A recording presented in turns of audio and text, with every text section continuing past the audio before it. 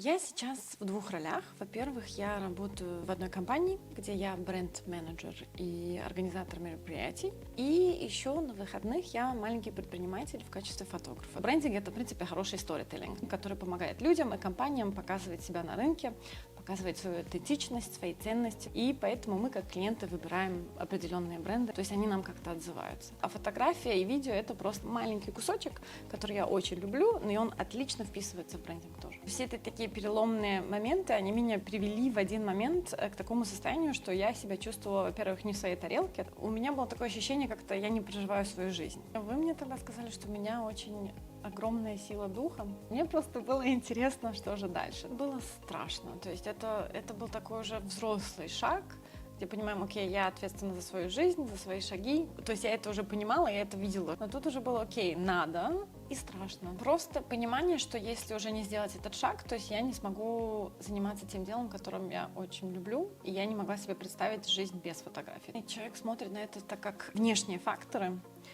а на самом деле это все происходит внутри. А нужно было просто уйти в себя. Это когда просто идешь по своей миссии, по своему делу, оно как-то магически начинает само приходить. И оно само для тебя как-то получается. Мне кажется, вот это больше любовь к себе, то есть быть честным и по отношению к себе, но и как-то и себя поддерживать. Ты выбираешь это, то есть будут моменты, когда будет сложно, и можно уже просто делать так, то, что ты хочешь, и будет все равно сложно, то есть принять это и просто идти за этим, чем делать сложно, но оно не твое. Мне кажется, в терапию и в коучинг ходят люди, которые очень-очень смелые, потому что это определенная смелость сесть, сидеть, смотреть на себя, решать свои вопросы, не врать себе, понимать себя. Добрый день, уважаемые зрители. И мы продолжаем серию интервью с интересными людьми. И сегодня у нас в гостях Амра Девич. И Амра — эксперт по брендингу, по контенту, фотограф и предприниматель. Привет, Амра. Спасибо, Татьяна, за приглашение в этом интервью. Мне очень приятно, что ты нашла время и пришла к нам. Я знаю, что у тебя как предприниматель сейчас очень много активностей. Принимая внимание, что ты еще и работаешь на другую компанию, я благодарю тебя, что ты нашла время. Спасибо. Расскажи, пожалуйста, о себе. Чем ты сейчас занимаешься, вот, чтобы было понятно, что такое брендинг, контент, вообще, что ты делаешь? Что я делаю? Я сейчас в двух ролях. Во-первых, я работаю в одной компании, где я бренд-менеджер и организатор мероприятий. И еще на выходных я маленький предприниматель в качестве фотографа. То есть на основной работе я должна и работаю за последовательную коммуникацию бренда. То есть я слежу, чтобы вся коммуникация, видео, фото соответствовала брендингу этой компании. А на выходных я уже увлекаюсь своей страстью и фотографирую в основном тоже маленьких предпринимателей, в основном женщин, которые думают, начинают какой-то бизнес, хотят проявиться, и я им помогаю в этом. А в чем именно ты им помогаешь? Такой проводник, который, скажем так, помогает им в контенте, в визуальном контенте, видео, фотографии, делаем разные фотосессии, советуемся, какие фотографии лучше подходят для веб-сайта, для Инстаграма, для всех социальных каналов. То есть прям мощно так прорабатываем всю визуальную картинку. Я помню, ты делилась, что у тебя есть такая главная идея, которая тебя мотивирует. Какая она? Это моя миссия — помогать женщинам. А в чем? Прям расскажи. То есть это как-то и последуется и в моей полной работе, и фотографии, что, во-первых, я им показываю, какие они классные, какие они крутые, какие они красивые, что они все умеют, потому что порой женщины об этом забывают. Я им просто об этом напоминаю, да. Угу. А у тебя вообще очень интересная жизненная история, твой личный жизненный путь. Расскажи немножечко о себе. Да. Мои родители переехали давно из Боснии в Москву. И так получилось, что родилась я в Москве, выросла там, то есть все мое детство я провела там, закончила школу. И когда нужно было поступать в институт, как-то выпал выбор на Вену, на Венский университет и на связи с общественностью. То есть я любила уже фотографироваться с подружками, фоткаться, то есть это было в кайф, но не было такой прям идеи, окей, это прям будет мое дело, я прям понимаю, это мое. Но так получилось, что через институт, через первую работу, через видео, через фильм, то есть это было всегда мое желание как-то проявляться в этой сфере. Я нашла фотографию, то есть с любовных, семейных фотосессий, фотосессий парочек, подружек. Как-то это все привело в мою первую работу в Самсунге. и потом последовательно к брендингу. И я поняла, что все, что общее в этом, что брендинг — это, в принципе, хороший сторителлинг. То есть это хороший сторителлинг, который помогает людям и компаниям показывать себя на рынке, показывать свою аутентичность, свои ценности, за то, что они стоят. И поэтому мы, как клиенты, выбираем определенные бренды, мы говорим: окей, это мое, мне это нравится, то есть они нам как-то отзываются. И так все получилось, что все это так привело к брендингу, а фотография и видео — это просто одна часть, визуальная часть для брендинга. То есть это такой маленький кусочек, который я очень люблю, но и он отлично вписывается в брендинг тоже. Мгм. Получается, что ты закончила уже университет здесь, в Вене, Да. да? И ты говоришь на скольких языках? На 4.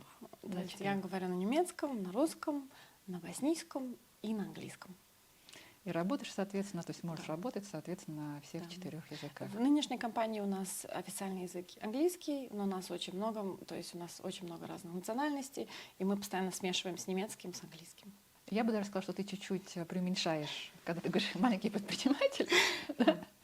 На самом деле ты уже совсем не маленький предприниматель, а у тебя есть проекты, насколько Да. я знаю, по брендингу в других странах. Ты вот рассказывала мне про Болгарию. Да, сейчас мы делаем с одной моей коллегой, которая график-дизайнер, у нас один проект по брендингу. Мы делаем ребрендинг одной аптеки, которая уже 30 лет в Софии, в Болгарии, и мы делаем все, целый пакет, то есть брендинг, цвета, визуальную картинку, как фотограф должен отфотографировать, чтобы передать ценности этой аптеки. Мы делаем лого, то есть мы делаем такой классный пакет до упаковок, кремов, как это будет выглядеть. Что совсем не маленький предприниматель, а уже такой предприниматель, Средний, выходящий на международный, мощный. да, на международный уровень. Амра, вот на твоем пути, да, вот если взять то, что ты сейчас описываешь как точку Б, и вспомни точку А. С чего ты вообще начала свой путь вот к тому состоянию дел, в которых ты находишься сейчас? Точка А была очень грустной. Нет. Но смотря назад, я припоминаю, то есть этот переезд из Москвы в Вену, это еще было в таком возрасте, когда мне было 17-18 лет, то есть уже такой начинающийся взрослый, но ты еще не совсем понимаешь, что ты делаешь. И мне кажется, все сталкиваются с такими моментами в жизни. То есть поиски себя, кто я, как я хочу, что мне нравится, что мне не нравится, за что я стою, какие у меня ценности, какие у меня друзья. То есть все эти вопросы, все эти такие переходные моменты, моменты взросления, потом первая работа, институт, вся эта бюрократия в Вене, тоже все эти бумажки. Те, которые переезжали, знают, что это такое. То есть все это такие переломные моменты, они меня привели в один момент к такому состоянию, что я себя чувствовала, во-первых, не в своей тарелке, то есть я себя чувствовала, что как-то я тут, но я как-то тут не принадлежу, или я как-то тут не вписываюсь, я тут себя не чувствую хорошо. У меня было такое ощущение, как-то я не проживаю свою жизнь. И я вот помню в этот момент, я очень четко помню этот момент, это был уже такой момент, я не знаю уже, что с собой делать, у всех там, у остальных все классно, постоянно вот это сравнивание, у всех других все легче, все по маслу, у них там картинки, свадьбы, все шикарно, и ты сидишь, как-то не врубаешься. Я так попала на Facebook как раз на ваш пост, я не знаю, мы были тогда уже друзьями, мы как-то связались, но вот этот пост очень отозвался мне, потому что как раз в этом посте было: у тебя есть ощущение, что ты не проживаешь свою жизнь, что ты несчастлив там, где ты есть. И у меня как раз было вот это ощущение, что как бы что-то не то, мне чего-то не хватает, и я не могу сама разобраться, то есть у меня не получается. Вот. И как раз этот момент, вот эта точка, вот эта потерянность, это поиски себя привели к этой точке, к терапии, консалтингу, коучингу, где мы уже начали работать, ушли вот это путешествие про самопознание себя, про понимание себя, про принятие себя. Вот. Это было. Это примерно сколько было лет назад? Мне кажется, это было около 3 года, если не больше. 3 года. 3 года. Я просто, наверное, поясню, да, что мы работали несколькими этапами. Мгм. Да, был первый этап, вот, наверное, он один был из самых сложных. Сложно. Да. И дальше мы периодически встречаемся на какое-то небольшое количество Мгм. сессий. Сейчас уже практически там только Редко, но метко. крайне редко поддерживающий такой процесс. Дальше ты уже гребешь самостоятельно, справляешься, что вызывает во мне очень большую гордость. А вот если вспомнить первый этап, Да, то есть получается, что тебя мотивировало вообще обратиться за помощью? У меня было ощущение, то есть если так дальше, то я не хочу. То есть я не разбираюсь, но мне как-то не нравится. Оно идет не в том направлении, в каком я хочу, но не было понимания, как же я хочу. То есть что бы я хотела. То есть просто такое вот потерянное состояние. Так, я не хочу, но не понимаю, куда, зачем, что. Ничего не устраивает, работа не устраивает, отношения не устраивает, друзья какие-то не те. Такое вот состояние. Мгм. И вот если вот вспомнить тот момент, да, когда ты пришла, было много разных этапов, М. и ты их проживала по-разному, и были сложные прям этапы, Да, когда давалось прям тяжело. да, И ты, несмотря на это, все равно приходила, все равно возвращалась. да. А здесь какая твоя черта сработала не забросить, не бросить, а методично идти, даже когда больно, тяжело и вообще. Я помню, вы мне тогда сказали, что у меня очень огромная сила духа, но я как-то это прописала, что мне просто было интересно, что же дальше. То есть у меня был такой момент, так, окей, я понимаю, сейчас сложно, я не хочу, меня все это достало, я хочу просто лежать, как мы говорим, лежать в стороне цели, ничего не делать. Но мне просто было, ну не может быть, должно же быть что-то там еще, и если я сейчас дальше не пойду, я просто не узнаю. То есть это было просто такое любопытство, да, что же там еще будет, то есть надо посмотреть, да, и просто какая-то вера, что, ну, в какой-то момент будет легче, и будет круче, и будет классно, надо просто еще вот разгребать это все, доползти до этого момента. Темы тоже были разные. Мгм. И если вот ты сама как-то их соберешь их, не знаю, по названиям, по этапам, то с какими темами тебе пришлось поработать, чтобы прийти вот к Мгм. сегодняшнему дню? Самые главные темы, которые мы видим, это была проработка родителей, то есть принятие своих родителей, понимание их, любовь к ним тоже. Это был выход из отношений, которые уже не работали, в котором я уже на долгий период застряла, скажем так, но мне добивали дохлую лошадь, скажем так. Вот. И еще вот этот уход, приход людей. То есть у меня были определенные, скажем так, представления о дружбе и друзей. Вот меня очень всегда постоянно, скажем так, швыряло. То есть меня очень расстраивало, если люди уходили. То есть вот эти были такие самые сложные периоды, которые мы сначала разгребли, а потом уже пошла тема бизнеса. То есть пошла тема фотографии, пошло вот это, как представляться, что делать, куда, как это делать, страх открываться, страх показываться, страх проявляться. И потом потихоньку мы тема за темой, как-то они все были все равно связаны, и тема с отношениями, и с родителями, тут уже и пришла и тема денег, то есть все это мощно так вместе проработали. Бизнес мы стали прорабатывать чуть-чуть позже. Да. Я вот помню момент, когда мы стали его обсуждать, Я сбежала. и ты сбежала. Да. Я тоже. Вот уже прям это было, наверное, какое-то количество лет назад. И, в принципе, вот уже вот оно лежало на поверхности, и ты такая да-да-да-да. Сваливаю. Да, Что тогда произошло? я Расскажи. думаю, было страшно. То есть это был такой уже взрослый шаг, где понимаем, окей, я ответственна за свою жизнь, за свои шаги, какую я хочу, что... То есть я это уже понимала, я это видела, что в других сферах это все соблюдается и работает, но тут уже было, окей, надо, и ждет момент, надо открываться, надо о себе заявлять, надо уже все это делать.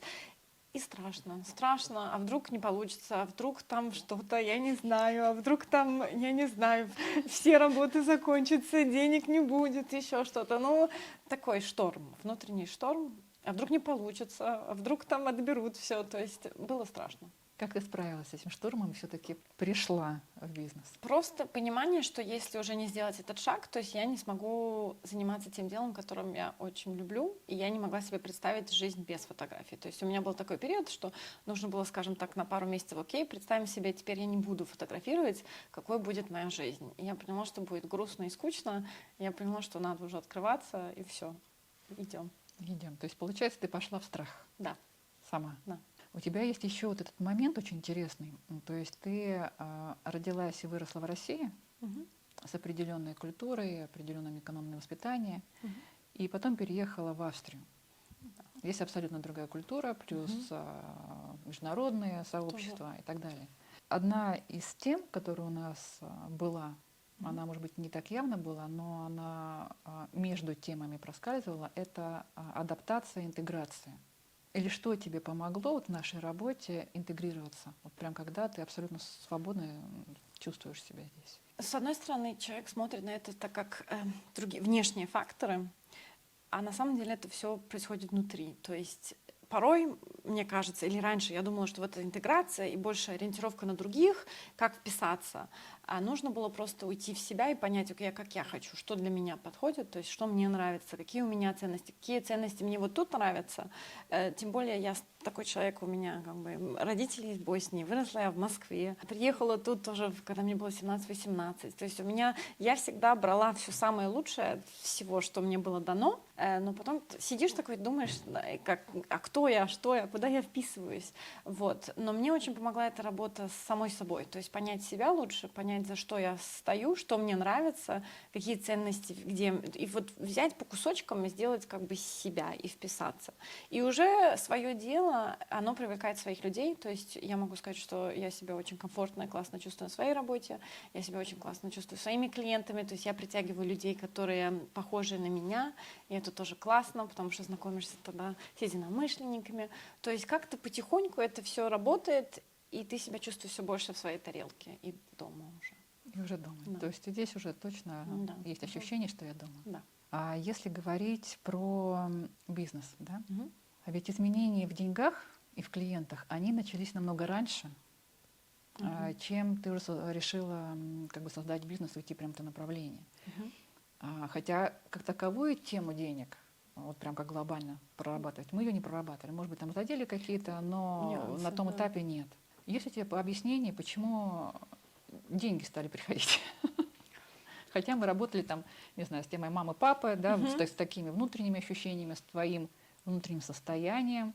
И Мгм. вдруг там, ты приходишь и говоришь, слушай, мне премию дали, ой, мне Да. там... Это хороший вопрос, потому что это реально как-то магически порой даже. Я вот даже помню, я вот решилась так, я хочу поехать на воркшоп в Париж, я хочу, обязательно хочу с этим фотографом. И в этот момент мне дается премия на работе. И как раз на эту сумму, на стоимость воркшопа. То есть это были такие магические моменты. Но мне кажется, когда просто идешь по своей миссии, по своему делу, то есть ты прям понимаешь, я это хочу, оно как-то магически начинает для тебя организовываться и как-то само приходить. То есть такое чувство, что ты прям, окей, я хочу это, и оно само для тебя как-то получается даже. Я не хочу минимизировать работу над этим, но мне казалось просто вот эта разработка, проработка себя и понимание себя уже просто ведет тебя на своем пути, и как-то и деньги приходят, и клиенты приходят, и все как-то магически само собой работает. И, наверное, просто вот эта любовь к делу, любовь к людям, что это истина, вот ты хочешь помочь, ты хочешь, это кайфово, это зажигательно, и оно как-то даже само работает, да. Я смотрела твои работы, и в твоих работах действительно что-то есть. Как будто бы ты видишь суть человека, что-то такое ты видишь в человеке, и тебе как-то удается через фотографию, через съемки это показать. Что в тебе есть такое, что позволяет видеть в человеке, которого ты фотографируешь, которого ты снимаешь, вот именно его изюминку, его особенность, его уникальность. Мне кажется, это любовь. Потому что я вот тоже, я часто это говорю, ты не можешь все-таки передать своего клиента, своего человека, которого ты видишь, если ты все-таки не находишь в нем что-то, за что его можно любить. И когда ты это видишь, ты это как-то...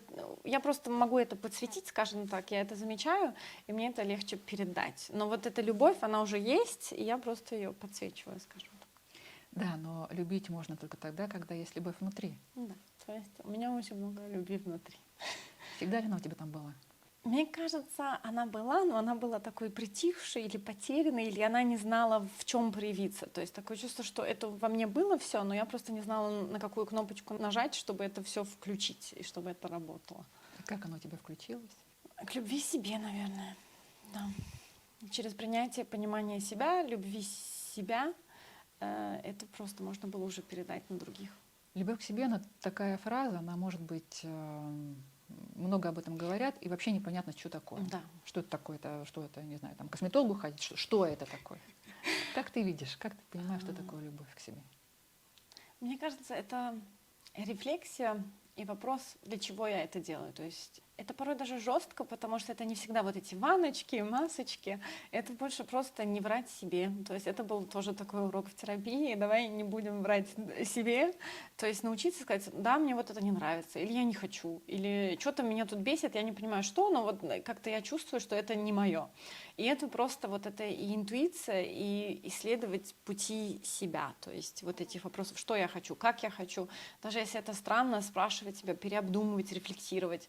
Мне кажется, вот это больше любовь к себе, то есть быть честным и по отношению к себе, но и как-то и себя поддерживать, то есть не гнобить себя, так, давай, надо работать третий день подряд без передышки. Но вот это прям больше про честность. Ну и про еще веру в себя, мне кажется, все-таки. То, что окей, что бы ни произошло, справимся. Как-то справимся, найдем, решиться. То есть это тоже про какой-то путь. Это про путь. Ты сказала еще, что ты на своем пути. Угу. А как ты поняла, что ты вот теперь ты точно на своем пути? Потому что все приходит, я не хочу сказать легко, то есть был этот определенный период, когда было сложно, вот вся эта проработка, терапия, и там было много моментов, когда все не шло, приходили, рыдали, шли дальше, был эмоциональный бурнаут, усталость, ничего не хочется, депрессии, такие тоже моменты были, но вот было много этого всего, мы это разгребли, и потом как-то стало легко. Легко в плане, что как-то свое, и ты понимаешь, почему ты это делаешь, и оно как-то легко делать. Даже если сложно, ты понимаешь, что это твоя сложность. Вот. То есть ты выбираешь это. То есть будут моменты, когда будет сложно, и можно уже просто делать так, то, что ты хочешь, и будет все равно сложно. То есть принять это и просто идти за этим, чем делать сложно, но оно не твое. Если посмотреть на вот нашу работу, которая у нас была, и на ее результаты, что стало тебе доступным благодаря тому, что ты не сломалась, а методично приходила и тему за темой отрабатывала? Качество жизни улучшилось во всех сферах. То есть мы прорабатывали в какой-то момент это было и здоровье, психосоматика, некоторые вещи. Это было какие-то просто знания, понимание, финансовые, деньги тоже. То есть как управлять своим бюджетом. Много всего, как управлять с людьми, переговоры, то есть это было мощно во всех сферах жизни, либо это было в работе, либо это было в отношениях с друзьями, тоже какие-то непонятные ссоры или что-то еще, вот, но это то затронуло все сферы моей жизни, плюс, наверное, дало вот это понимание себя больше, или просто больше стоять за собой, то есть доверие к себе, любовь к себе, то есть не на эгоистичный, а на экологичный образ, что как бы я все-таки первая, все-таки смотрим на меня, если мне что-то не подходит, думаем, окей, почему, разрабатываем, но не идем в что-то, что мне совсем не подходит, что не мое. Одна из тем у нас была это отношения с мужчиной. Угу. И, наверное, этот вопрос сейчас для девчонок, которые нас будут смотреть, девчонки разных возрастов. Угу. Эта тема, она была одной из основных. Да. И она долго не давалась. Да, очень долго. И как так произошло, и что произошло вот в этой теме, и она раскрылась, эта тема, одна из самых последних, уже и бизнес создали. Да, уже. Да. Как у тебя произошло, что и эта тема решилась? Смирение. То есть у меня уже настал момент, когда, то есть я решила, все, окей, боженька, не будет у меня мужчины и семьи, и детей, это мне не дано. Зато я иду в фотографию, буду там работать, буду путешествовать. То есть просто я отпустила. Но мне пришлось долго как-то с собой бороться, чтобы отпустить, потому что я такой человек, что я там все сделаю, чтобы получилось. А это была такая тема, что ты не можешь ничего сделать. То есть ты как бы, ты можешь каком-то там, ты можешь ходить на свидание, с кем-то знакомиться, но если оно не получается, оно не получается, ты не можешь ничего сделать. И просто в какой-то момент я отпустила, я как-то сдалась, смирилась, что этого не будет, и оно пришло само самым наилучшим для меня образом. А вот эта вот борьба, да, вот по чек-листу, как бизнес-план, по плану, этот этап тоже был. Да. И вот долго не было того, как ты говоришь, смирения. Да. Вот смирение. Отпустить, смирись. Верить, да? что оно придет, но как-то не фокусироваться на этом. Было желание еще сделать из мужчины того, кого я хочу, взять, переделать. Да? Ну, много каких было вариантов на твоем пути и вот этих вот различных интерпретаций. Как сейчас, оглядываясь назад, ты понимаешь, что такое смириться? Что такое отпусти эту тему? Это такое просто окей. Себе сказать, я хочу, чтобы у меня было так. Оно прям сейчас не идет никаким образом в этом направлении. Ничего не могу уже сделать. Я уже все по списку расписала. И я просто оставляю, окей, иду делаю что-то другое, смиряюсь, и оно как-то все равно получается опять для меня самым наилучшим образом. То есть и сейчас, смотря назад, я понимаю, почему некоторые вещи не работали. И это не только, допустим, в любовных отношениях, то же самое в бизнесе. То есть как-то удивительно, через терапию ты тоже понимаешь, окей, не должно было быть. И когда сейчас что-то не получается, тебя это не настолько швыряет из всей калерии, ты так думаешь, может, мне там нужно еще чему-то поучиться, или прям, ну, не мое, или, может, меня как-то, скажем так, защищают от не моего пути, то есть меня убирают, может, мне не туда. Появилась вера, просто что мое от меня не сбежит, придет, и все будет хорошо. Что дает эта вера? Это что-то внутреннее же? Что она дает вообще? Такое ощущение спокойного смирения. Вот. И это немножечко еще про силу. Это тоже про силу, это и про веру, это и про какую-то веру в себя тоже. Все равно порой бывает сложно, но это все равно такое более спокойное состояние. Я не знаю, может, это про зрелость тоже, и это приходит тоже с возрастом. То есть такое зрелое успокоение, что все будет хорошо. Всех колбасит, но все будет хорошо. Да, когда мы говорим про зрелость, напомни просто, сколько тебе лет? Мне 32. Да, это как раз к тому, что зрелость, она не связана с возрастом. Да, это психологическая зрелость и определенный способ мышления. И, наверное, зрелость — это про вот этот путь. Чем он ярче и насыщеннее, тем больше потом зрелость показывается как-то больше, или ты ее больше чувствуешь, или ты больше чувствуешь, окей, это вот реально мое, это вот теперь мое. И это тоже определенная уверенность. Если предположить, что сейчас твоя новая точка А, и будет скоро новая точка Б, что бы тебе хотелось видеть в точке Б? Я понимаю, что я еще не во всех ролях побыла в этой жизни. То есть на следующем этапе мне бы хотелось как-то побыть и женой, и потом впоследствии мамой, и еще быть своей бизнес-леди. То есть уже, наверное, уйти с наемной работы и просто посвятиться уже своему бизнесу, каким бы он ни был там через некоторое время. Да, это моя следующая мечта. Какие качества, может быть, навыки приобрела, развила в процессе совместной работы? Тебе помогут прийти к этой точке Б? Мое упорство. Мое упорство. Ну, это врожденное. Ну, мне кажется, мы развили очень мое планирование, но теперь даже это меняется. То есть даже на каждый этап жизни вот все эти adaptability, это есть на английском, вот это адаптивность, не совсем флексибильность, а больше адаптивность. То есть то, что как раз, мне кажется, очень помогает людям с переездом, вот это, что порой работало против меня, оно теперь опять работает в мою пользу. То есть вот эта адаптивность раньше была, окей, как бы приспособиться ко всем, что не совсем было тоже правильно в моем пути, потому что я тогда теряла части себя, которые были важны, чтобы они остались, а я чуть-чуть потерялась, скажем так. Но теперь вот эта адаптивность просто окей, следующее, окей, решаем, смотрим, делаем. Амра, есть такое убеждение, что в психологию, в коучам ходят слабые люди, которые не могут сами с собой разобраться. Совсем не согласна с этим предложением, вообще нет. Мне кажется, в терапию и в коучинг ходят люди, которые очень-очень смелые, потому что это определенная смелость сесть, сидеть, смотреть на себя, решать свои вопросы, не врать себе, понимать себя. Вообще, я считаю, что как-то терапию нужно вести в школу и всем, потому что мы все можем как-то от этого получить какие-то плюсы, и либо себя лучше понять, либо как проявлять себя в обществе, или на работе, или что я хочу делать. То есть это такая очень важная часть, которую мы, к сожалению, чуть-чуть упускаем все. Что бы ты могла пожелать нашим зрителям, которые стоят сейчас в ситуации, находятся в ситуации, когда непонятно, когда страшно, когда не нравится то, что есть, но и непонятно, что делать? Что я понимаю, что сложно, трудно, не хочется, но все возможно. То есть если человек хочет, и он готов принять ответственность за свою жизнь в свои руки, и сказать, окей, только я могу себе помочь, все потихоньку начнет тоже решаться. То есть из всех возможностей, которые у тебя есть, смотрим финансовые, либо там рабочие, или еще что-то, если у тебя есть какое-то желание и мечта, все будет. Только нужно как-то взять себя в руки и начать потихоньку решать, потому что никто это для тебя не сделает, к сожалению. Или не к сожалению. Да.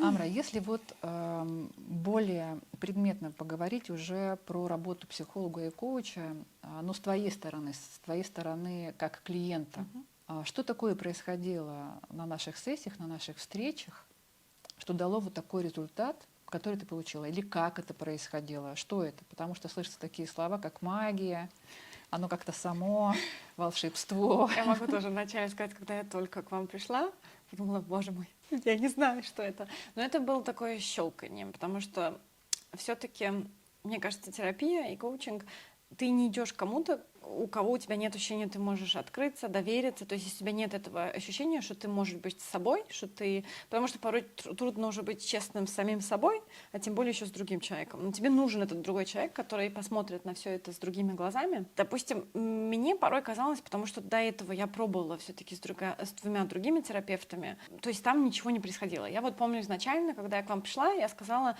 я не хочу сейчас идти в терапию 5 лет подряд, и ничего не меняется, то есть мне просто это неинтересно, как бы и финансово, и по возможностям, и по времени. То есть я хочу увидеть какой-то сдвиг. То есть я хочу, чтобы что-то поменялось, потому что как бы ничего не меняется. Я помню, что мы делали разные вещи. Мы прорабатывали род, то есть родителей. У нас как-то это происходило, что я просто приходила, рассказывала то, что у меня происходит, и как-то это магическим образом все вкладывалось в какую-то определенную тему, которую мы сейчас не проработали. И мы много работали с картами, что мне порой удивительно отозвалось, потому что это уже было похоже чуть-чуть на магию, потому что как раз были такие конфликтовые ситуации или что-то, и вот эти картинки, которые мы вытаскиваем, они отлично описывают эту ситуацию, ты сидишь, и ты прямо офигеваешь, не понимаешь, что происходит. Вот. Но мне кажется, это вот этот целокупный комплекс всех тем, то есть вот это мне именно понравилось в вас, потому что тут не просто ты приходишь, прорабатываешь родителей, тут и работа, и бизнес, и финансы, и отношения, то есть тут настолько все очень четко смешивается вместе друг с другом,